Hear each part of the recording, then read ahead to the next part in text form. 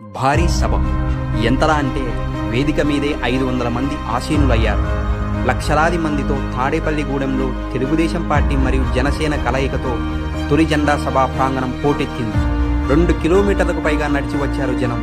సరిపోక బయట రోడ్డు మీద కిలోమీటర్ల కొద్దీ నిలిచిపోయాయి వాహనాలు. అచ్చెన్నాయుడు మరియు రామానాయుడు ద్విచక్రం వాహనం మీద రావాల్సి వచ్చింది. ఉప్పెనలా మొదలై జన సునామీని తలపించింది.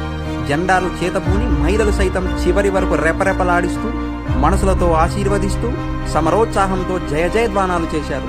ఈ ఉమ్మడి పార్టీల సభను ఆయా పార్టీల యూట్యూబ్, సోషల్ మీడియాల ప్రత్యక్ష ప్రసారాలలో వీక్షించిన జనం టీడీపీ అధినేత చంద్రబాబు, తెలుగుదేశం పార్టీ, టీడీపీ, జనసేన పొద్దున ప్రింట్ మీడియాలో వచ్చిన వివరాలు చూసి యావత్తు ఆంధ్ర ఉప్పొంగింది.